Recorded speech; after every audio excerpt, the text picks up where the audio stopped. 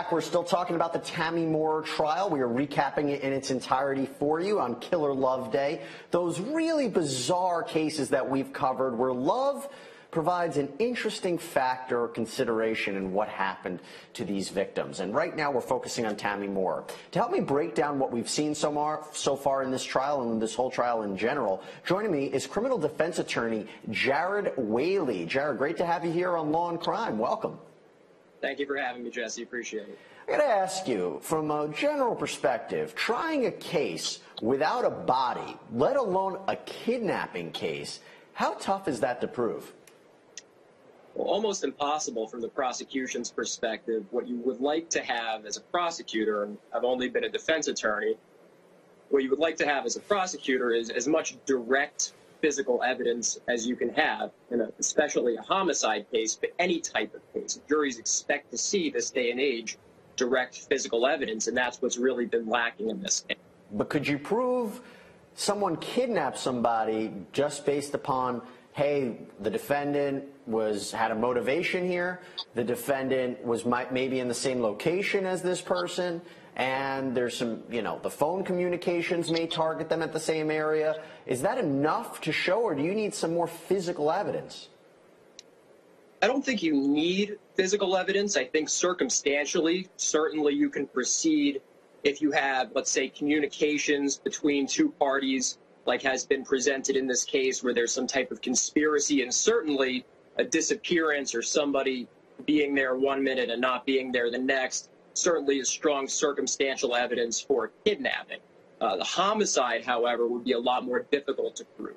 Okay, well, let's talk about that motive and motivation. That brings us to Dennis Hart. Dennis Hart was working in the same area. He was the manager of this restaurant, I think it's called the Tilted Kilt, where Heather Elvis had worked, and also with Sydney Moore. That's how they apparently began their affair. Well, according to Dennis Hart, he got contacted by Tammy Moore, and she was not too happy with Heather Elvis. Take a look. Now, during the time she worked at Tilted Kilt, has Heather ever had any problems, to your knowledge, with anybody, as far as getting along with them or fighting, or there being any sort of animosity? No. Okay. And how would you describe how she reacted to Tammy Moore? She acted very scared and concerned. And was she ever scared of Sydney Moore? No, I'm going to object to speculation of someone's statement. All right, so start. Now, during the time that Sydney worked at Tilted Kilt, how many phones did you see on him? I believe it was just one. Dennis Hart, there's no senior on my name, there's no junior on his name. Okay, but he also worked at a restaurant. Yes, he was a busser. He worked at Tilted Kilt. Yes. Okay. You said that they had a personal relationship. I know they were talking at one point. When you say talking, that's an amorous, romantic. You'd have to ask him. Okay. So it wouldn't surprise you if there were texts between them of a romantic nature. No, not at all. Okay. They were young. Did you ever date any employees of Tilted Kilt? No. Do you know if your son did, other than the missing one? You'd have to ask him. Okay, but you're not aware of it? Not to my knowledge. Okay.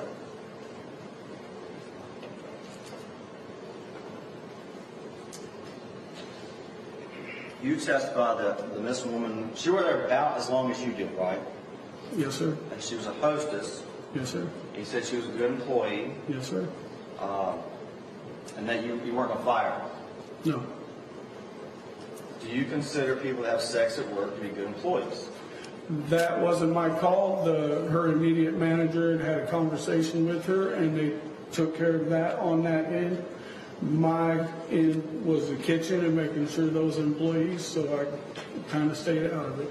But do you consider people that have sex at work to be good employees? No. Okay. Do you think someone should be fired for that? I would say yes.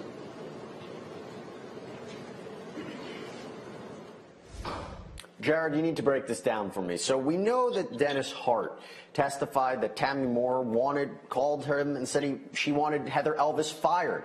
We also found out that, according to him, that there was also a time where Elvis showed up at work with a black eye, although we don't know what the true cause of that was. So why is the defense attorney trying to paint her as a bad employee because she slept with Sydney Moore? I'm not sure I understand the rationale there. It's a very risky strategy, I think, in any type of case involving a victim to paint the victim in a bad light, especially a case like this. So I can't say that I fully understand what they're trying to get at here. To the extent that it makes any sense, it would be that somebody who's going to kidnap and kill somebody or would be motivated to do that wouldn't just make a call trying to get them fired from work. That maybe this was how she decided to handle discovering the affair, by making a phone call to her place of work and addressing it that way, and that's not the type of person who would go out and kidnap and kill her husband's paramour. So to the extent that I think it can be understood, and of course we'll have to see how it plays out in closing arguments, that's the only way that I think this line of questioning really makes sense. Yeah, and then is that the good move here? I mean, look what we're talking about, a young girl who's disappeared. Today marks the 5th-year anniversary of her disappearance, so I don't know if that was the best route for the defense attorney, but let's keep going. I want to play you now the testimony of Jill Domagauer. She is the crime scene investigator. Let's see what we can learn. Would it surprise me? Okay. So it wouldn't surprise you? I don't know. Okay.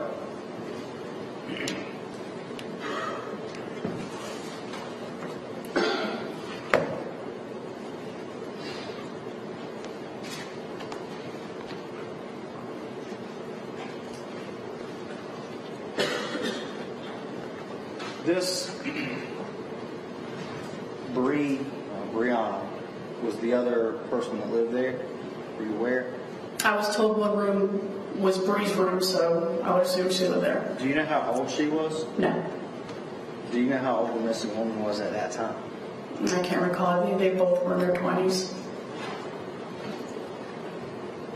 Would it be fair to say that the missing woman was 20 years old at that time? I honestly cannot remember. I'm sorry. Okay. Investigator Domagauer, using State 62. This is a picture you took? Yes, sir, it is. This is the kitchen front area as you walk into the front hallway. Kind of like that hallway I was standing in going into the... Yes, sir. This is a fast food bag on the counter. Yes, sir, it is. McDonald's. Yes. In these pictures that you took, State 68, this is in the living room, right? Yes, sir. Kind of looks like a wet bar. Yes, sir. Could be classified as that. I called it a vanity, but... Also where they do some makeup. Yeah. Yes, sir. Majority of space on the countertop is taken up by what are those? Bottles. Bottles of? It appears to be alcohol and other drinks. Alcohol. That's a lot of bottles. Can you tell if this was unpacked or packing up to leave? Oh, I can't tell by looking at it. Possible someone's about to take a trip. Or someone's unpacking. It can go either way. Right. Just got there or about to leave. Either way. Either way. Okay.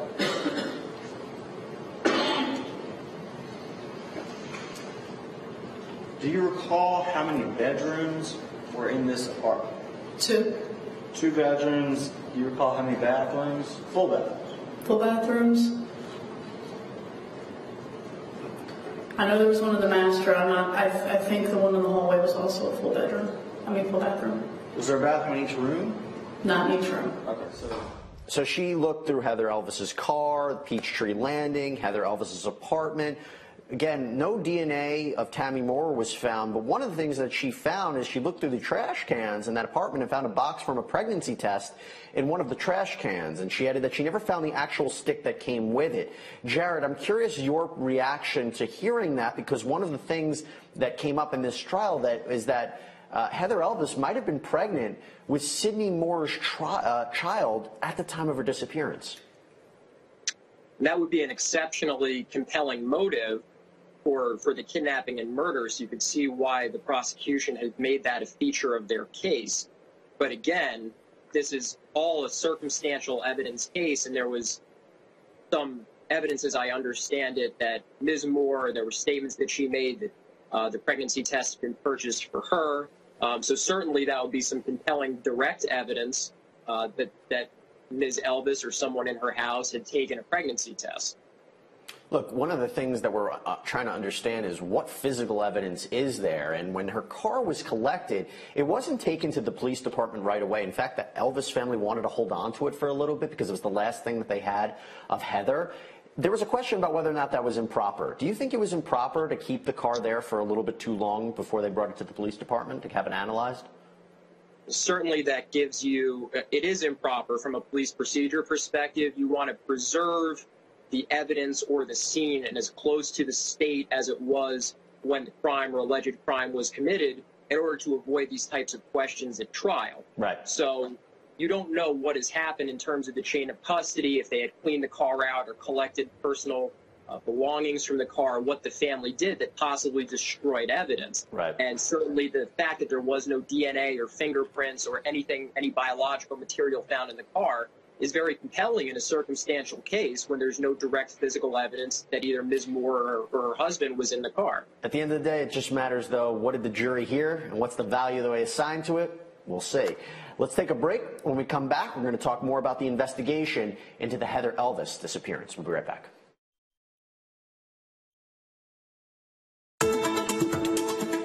So when this witness investigated the Moores' home, he picked out some items of interest and took pictures of them, including a shotgun shell casing, cement mix, and some kind of cleaner. Jared, what's your reaction to that? Round. Well, again, in a circumstantial case like this, at the prosecution, you're going to want to pull together as many threads as you can. These items by themselves are not incriminating. You don't have a cause of death. You don't have a body. There's no indication that there was gunshot residue on either of the Moores' hands or anything of that nature. So you can see the prosecution maybe trying to tie these items together to create some kind of picture in the jury's mind, but I don't know how much water that really holds, again, when you don't have a body or a cause of manner of death. You make a good point, because the defense attorney said that, are you aware to this witness that the neighbor, the Moores' neighbor, were pouring concrete for their driveway, which can help explain at least one of these items. Let's continue on with his testimony.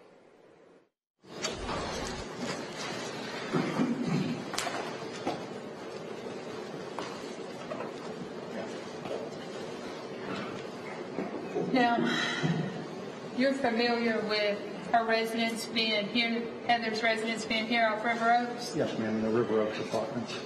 And you went to the landing to look around, point out the landing you went to. Okay. The Peachtree boat landing is down here. Okay.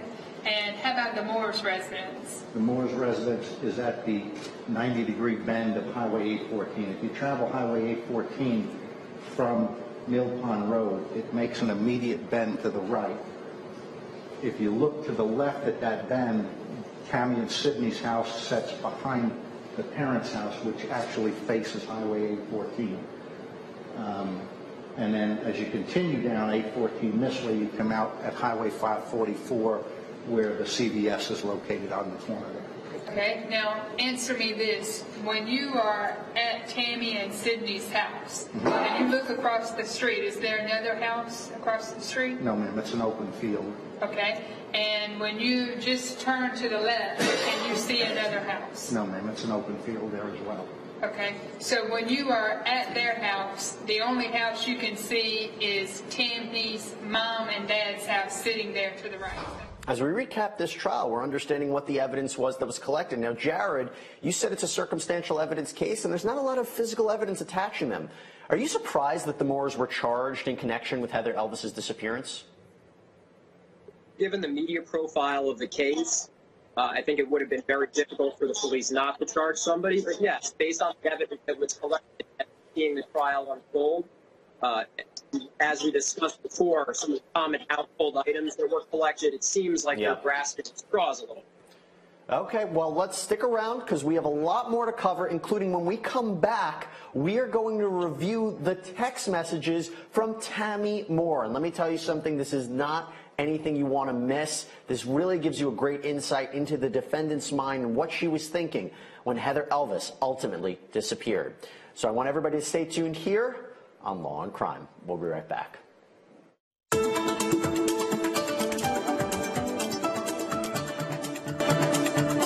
Welcome back to Law and Crime, everybody. I'm Jesse Weber. Thanks for joining us. And today we are recapping Killer Love Day. That's right. We are recapping the cases where killers and love intersect, because we know that love provides a very interesting motivation or factor in a lot of these crimes. And right now we're focusing on the Tammy Moore trial, the woman who faced a kidnapping charge in connection with the disappearance of 20-year-old Heather Elvis. Today marks the 5-year anniversary since Heather disappeared, and her body has never been found. We've been recapping some really interesting parts of the Tammy Moore trial, and right now, as promised, we are going to review the communications of Tammy Moore. This is a collection of text messages that she sent, which provides a very interesting insight into her mind before Heather Elvis disappeared. Take a look. On the cell phone as it happened. So it makes it a little bit easier than having to take that big report, go to one page where there's a phone call and then having to go several pages down to where there's a text message and, to keep things in order. The timeline report does that for you. And did you look at the timeline for Sydney and Tammy's phone? I did. And did you look at it from November 2nd until December 18th? I did. Okay, and did you look at the contents of the messages? I did. Okay, and when you saw the contents of the message and the conversation, could you tell who was using Tammy's phone? I could. Who was it? It would have been Tammy, the defendant. And could you see the contents on Sydney's phone from November 2nd until December 18th? I could. And did that indicate who was using the phone? It did. And who was using that phone? It indicates that Tammy was also using Sydney's phone. Okay, and so there were messages indicating that that's who the user of the phone was? That's correct. Okay, now how about after December 18th at 3:41? Who's using Tammy's phone then when you look at the contents? Tammy. Okay, and after December 18th at 3:41 a.m. and you look at Sydney's phone, who is using the phone then when you look at the contents? Based on the contents, Sydney is using his phone. Okay.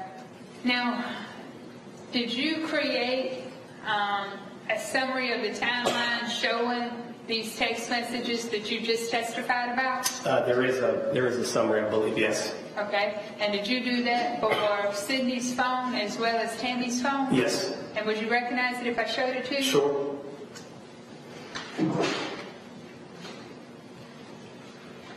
I'm showing you now States Exhibit 113 and 114. Do you recognize what I'm showing you? Yeah, these are excerpts from each of the timelines, Tammy and Sydney's timelines. All right, before we get really into the meat of these communications, and you don't want to miss it, I want to get the perspective of a different guest on this case.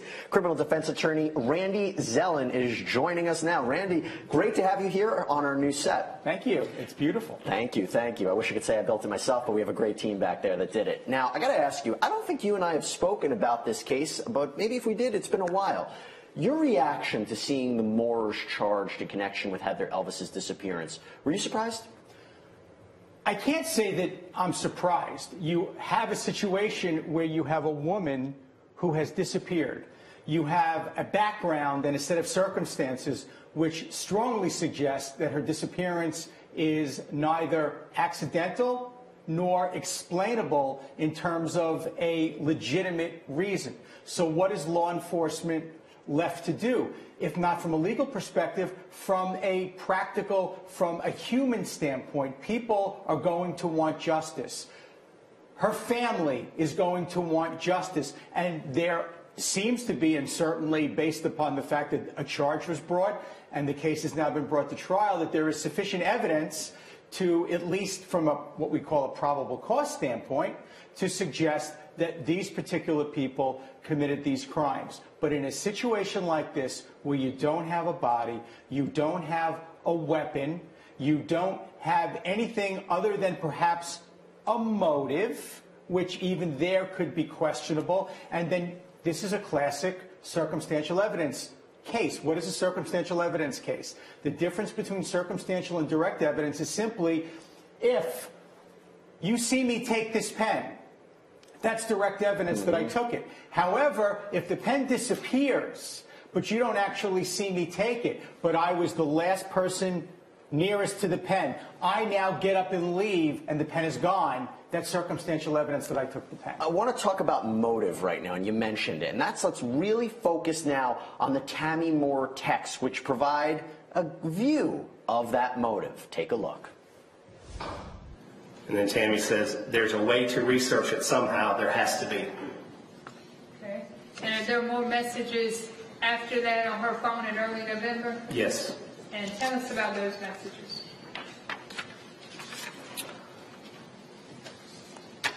So this would be on 11/5. It's showing 6:06. It's actually going to be 1:06 p.m. because you would subtract 5 hours. So at 1:06 p.m., Tammy sends a text message that says, just got a period from the little cunt. It's trying to communicate. And then this person that she had communicated with earlier says, what'd she say? Tammy puts the symbol for a period. And then Tammy says, she's trying to start a conversation. This person says, with you or Sydney? Tammy says, that phone number. Tammy then says, I didn't respond. And Tammy says, not sure what's in that twisted mind. And these are all early November? Yes, that's correct. And now we're on November 6th?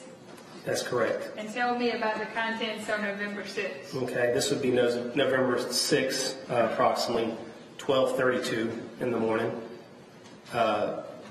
Tammy says, your dad is an evil, twisted freak, and I'm being punished for it. Don't say anything.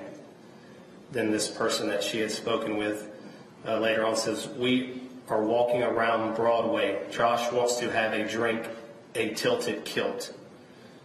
Tammy says, you tell him. Tammy says, please don't. Tammy says, take pics for me.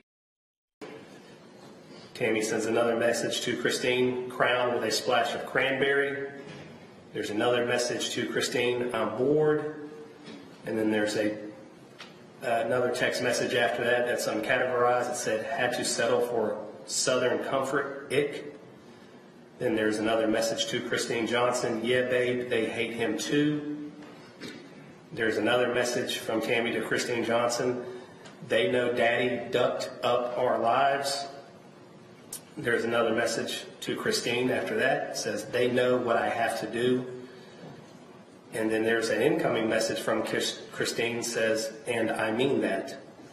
Then there's an outgoing text message from Tammy to Christine. Now he had to stay chained to the bed until further notice while I live my life as a single woman. It's all good. And then there's another message from Tammy to Christine after that. Have hope that things will be okay after I enjoy my single year. And were those messages deleted? Yes, they were. Nothing says love like trying to chain your husband to the bed so he won't leave and cheat on you. Pretty incredible stuff. Jared, as if you're sitting on a jury and listening to this, not so good for Tammy Moore, but I'm curious, what do you think? Well, I think it's a mixed bag for the prosecution. On the one hand, they need these text messages to establish Ms. Moore's knowledge of the affair that her husband was having with Miss Elvis, but there's a lot of animosity in those text messages, more so, I would say, from what we just heard, that's directed towards her husband, and there's talk about leaving him and the effect that his cheating has had on their relationship. So on the one hand, there's a very compelling motive for her to do something to her husband or to leave, not necessarily directed at Miss Elvis. So on the one hand, you have to bring in all of these text messages. The prosecution is required to do that, but I'm not so sure on balance that it gives them as direct a motive for the kidnapping and murder of Ms. Elvis as it does for something else. That's a different perspective. Randy, I'm curious from your perspective, though. Do you agree with Jared, or does it really signify that she had quite the motive here to make Heather Elvis disappear? I mean, she had some choice words for her. I will absolutely take the baton from Jared and run with it, because this is one of those critical times as a defense lawyer where you want to humanize your client and appeal to the juror's own sense of being a human being, which is, okay, we've all had instances where we're angry at someone. Maybe someone in the jury has been cheated on or has a family member who's been cheated on, but whatever it is, we've all experienced the hurt of being deceived or cheated on or scammed. But does that then cause us to make the leap to killing someone or kidnapping them, even if we're so angry about it that we express even unreasonable anger? And in the absence of a body, in the absence of direct evidence, in the absence of a confession, they don't have it. Okay, I love my guests today. Two great perspectives on a really bizarre case. We're going to take a break, but when we come back, guess who we're going to cover? Tammy Moore when she took the stand. We'll be right back. Oh boy, a lot to talk about here. Jared, I'm going to start with you. Were you surprised when she took the stand? Yes, and in every criminal case, that's going to be a decision that only the defendant is able to make with the advice of counsel, and we'll see how she does on cross-examination. But in a case like this that is so entirely circumstantial, I can't imagine that her attorneys told her that it was in her best interest to testify in this case, because she can provide direct evidence, and if she doesn't hold up on cross-examination, she can explode whatever theories they were trying to advance in closing arguments. So it's a very, very risky decision. I can't imagine her attorneys told her to testify, but we'll see how she does on cross. Oh, there's a risk. And before we get to Randy Zelan, let's just play a little bit more of her testimony, and then we'll get Randy's perspective. Take a look. Was Sydney forced to get by you to get that tattoo? No. Was he forced by you to get that tattoo in retaliation for having an affair with Heather Elvis? No, I don't think he knew Heather Elvis at all in 2012, January. So, did the tattoo being applied to his abdomen, your name on it, and that it's not another, I'm not going to leave. Is there another Tammy that you think that would refer to? No. Right.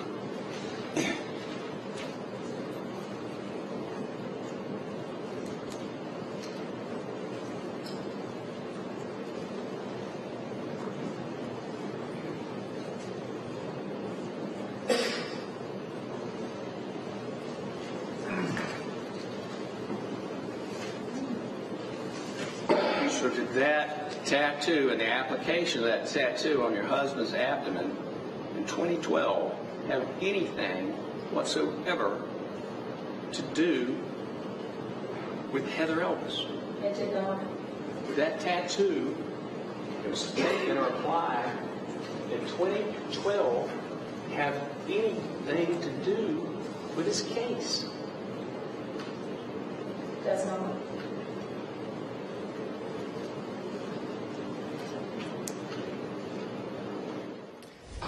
Did Tammy force Sydney to get that Tammy tattoo right there on his stomach?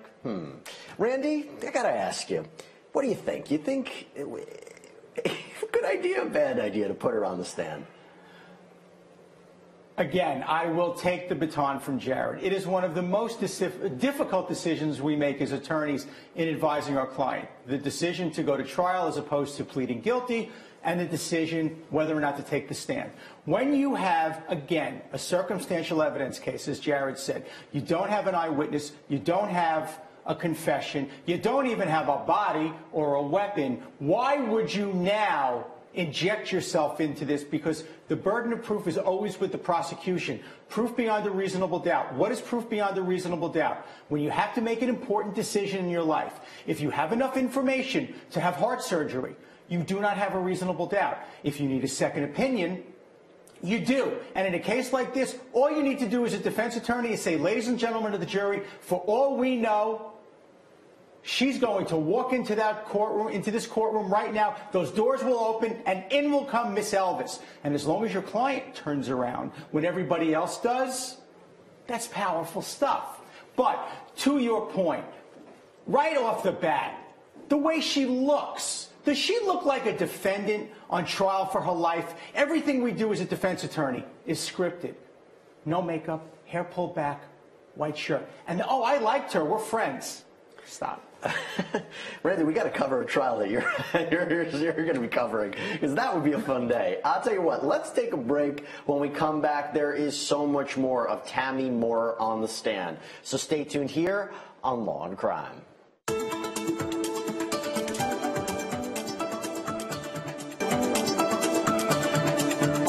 Welcome back, everybody. So before we jump back into the Tammy Moore trial, and we're going to cover more of her testimony, I want to say so long to criminal defense attorney Jared Whaley for coming on. Thanks so much. Your perspective was excellent this morning. Of course. Okay, everybody, as promised, let's jump back into the Tammy Moore trial when she took the stand. Take a look. What does that show? Well, first of all, is that your bedroom? It's just the bedroom. All right. And does it show the bed? It does. Does it show the armoire? It does. Does it show the wall next to the armoire? Yes. Is there a video monitor screen there in that picture? There's not. And you testified previously that you yourself took that photo. I did. And do you know when you took that photo? I posted the photo to my Facebook. There's a record over there of it in October of 2013. And it's got a million comments under it. It's still on my Facebook to this day for anyone else to verify it.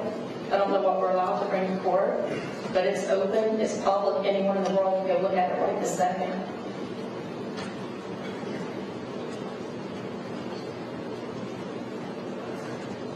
I have nothing to hide, Mr. McCollum. Objection, Your Honor. So, as much as you want to volunteer, you gotta let me ask you the questions. All right? Miss Moore, do you know who I am? I do. Okay, and who am I? Nancy Webster, you've made my life miserable. Am I allowed to ask you a question? No. Okay. Sorry. Okay. And I noticed you mentioned some other people by first and last name. Alan Large, Jeff Yes. Cowell, you know all those people? Yes. Okay. You got those names on a list somewhere? Well, those were the two that arrested us in the beginning, so that's why I remember them. But do you have our name on a list somewhere? I've seen you in the court trials against my husband. Have you sent your sister up here to take any pictures of me? No. Okay. Let's see, I just wanted to ask you first, you would agree with me that Sydney's phone number is 3175, correct? Yes. And your phone number ends in 3174, correct? Correct. And you had access to both phones, is that correct? We've always had access to one another's phones. Even until y'all took him away, we still did, yes. But so you did have access to both phones? And he did too? Okay. Yes. And you would agree that you were driving a black Ford 150? That was our family car, yes. Okay. And so there was only one vehicle? One vehicle. So if Sydney got up and went somewhere and you wanted to go, y'all would have to ride together, is that correct? If I wanted to go somewhere, he almost always drove. I think I drove that car 3 times total. Okay. But it was your car too? It was in both of our names. Okay, so you would agree that you could drive it? Of course. Okay, and you drove it on 1220? On the way back from the police station, I did. Okay. Now, you do know who Heather Elvis is, correct? I do. She's a very pretty girl. Okay. And just so we're on the same page, this is her? Yes, it is. Okay. And is this the way you saw her? I've never seen her. That's a picture, yes. Your sister testified earlier that y'all looked her up on Facebook. Sydney showed me who she was on Facebook. And you were asking your sister to take a picture, correct? I don't recall that. But you said it's in our text messages, and I may have. Well, you've seen the discovery. Yes, so I'm telling you I may have, yes. Okay. So you would admit you did ask your sister to take a picture? All right, Randy, how did she do on the stand? If I had a really long hook and I could put it through the TV, I would have yanked her, exit stage left so fast. Where'd she go wrong? Well, I don't know that we have enough time, even with these short clips. Again, as I said earlier, the way she looks, she does not look like a defendant on trial for her life. She looks like she's going out to a party. She's answering questions like she's ordering dinner or she's at a job interview. She's smiling. She's laughing. If you were an innocent person accused of really one of the more horrific crimes a human being can be charged with, you think you might be a little upset, a little nervous, a little uneasy, a little uncomfortable, a little... Are you kidding me? And then, oh yes, I've met Heather. She's a very nice girl. Oh, Heather, yes, she's a very pretty girl. Man, this is Shakespeare doth protest too much. Are you kidding me? Well, I'll tell you what, you make really good perspective, and it's ultimately up to the jury to decide. So when we come back, we're going to play you the closing arguments from both the prosecution and the defense, and then we'll reveal the verdict. We'll be right back.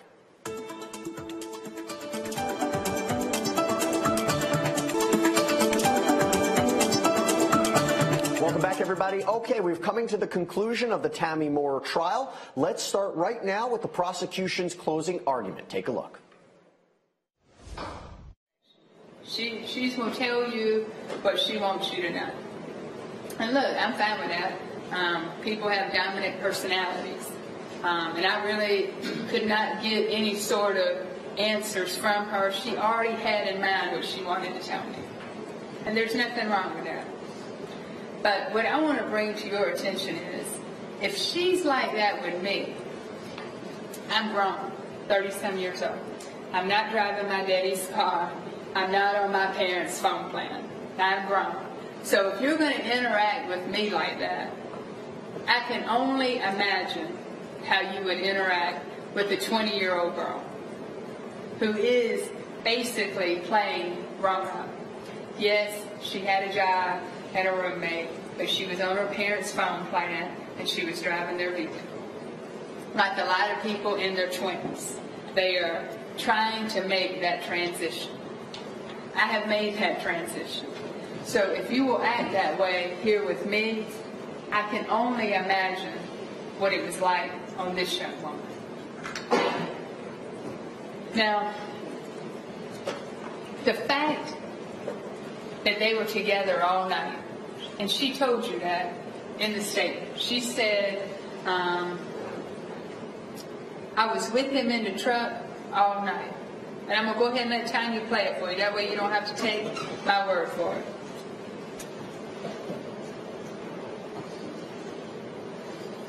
I was with him in the truck all night. Yes, I was there. That's telling you who was in that truck when they went to Peachtree Lane. They were in that truck all night. There's no way that he got off that phone with Heather Elvis and went down there without Tammy Moore. It would not happen. It would not happen. They were together until the very end. Now, I want to go very quickly before I sit down over the charges. Okay, that was some of the prosecution's closing argument. Let's see what the defense's response was in their closing argument. Because we told you we went to Walmart. Oh, then you went and made a phone call from a payphone. You did that. Well, did he? Did he? What did that prove? They got a grainy video of somebody walking to a payphone. We don't know, walking to a payphone, getting on the phone, and talking about 4 or 5 minutes. And Ms. Liza would have you believe that it was part of some grand plan, which doesn't fit together at all. Okay? Think about it just a minute. If this lady right here, who's been under the cloud of these charges for 4 years, under suspension 4 years and 10 months, if that lady was who they say she is, and I submit they don't know her, they don't know her like I do.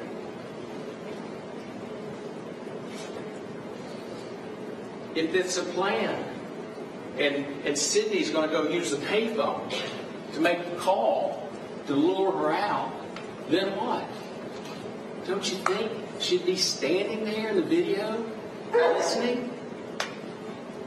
Because we pretty much know that whatever else happened, Sidney Moore had feelings for this young woman. I don't know if he loved her, okay? There's no evidence that he didn't like her.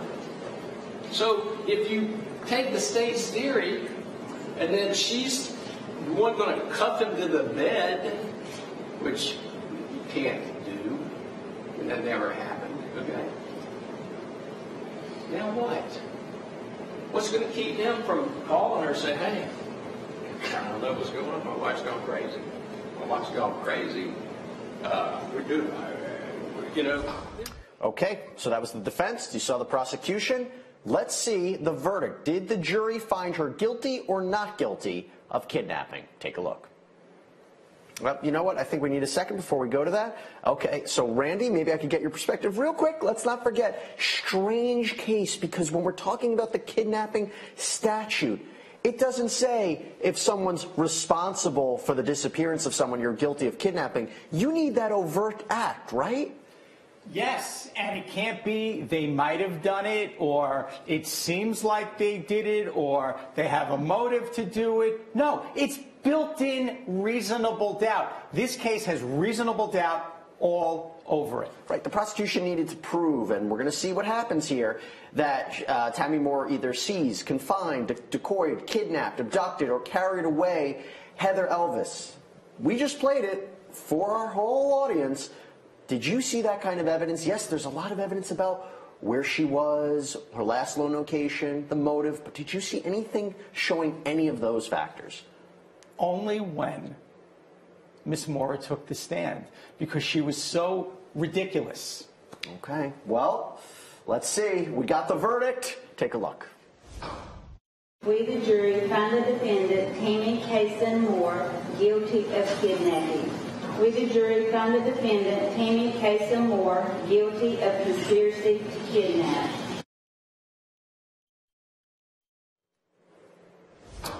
Kidnapping and conspiracy, found guilty. Randy, were you surprised when you saw that verdict? Again, if Ms. Moore did not testify, I would have been very surprised. In fact, I would respectfully submit you might have had a different verdict. But there's an old saying in our business, you can only talk yourself into trouble. And from the moment that woman took the stand, she insulted the jury's intelligence. You made a great point to me in our break. And the idea was she was originally charged with murder. Those charges were dropped.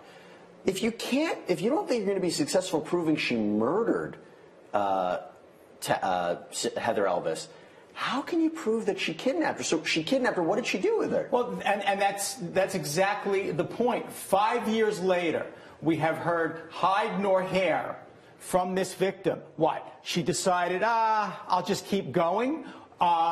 Is she still stashed away somewhere with one of those automatic feeders and automatic watering things chained to a wall? If she hasn't been heard from in 5 years, isn't it equally logical to assume she's no longer on this planet? So how do you convict her of kidnapping, yet a murder conviction is nowhere to be seen? I mean, I think she was sentenced to 30 years in prison. So why did they drop the murder charge? I think they could have been successful in getting it. That's probably why. Because they figured, why give the defense more reasonable doubt? Why give the defense the ability to focus in on a murder case with no body, no weapon, no confession? So you remove that. And now, with the kidnapping and with a sentence like that, she might as well have killed her. Well, it's, you know, we're going to continue to follow this trial, this case. We know that Sidney Moore was also charged with kidnapping. His trial ended in a mistrial. We'll have to see if he gets retried. I know that both of them have been brought up together on a separate case and actually were appeared together in court this past week, which was interesting to see. So as soon as there's a more update on the Moores and maybe more information about Heather Elvis's disappearance, we'll let you know, because today again marks the 5th-year anniversary that young girl disappeared, and hopefully this verdict provided some sort of justice for them, the family of Heather Elvis. When we come back, we're going to talk Chris Watts. We'll be right back.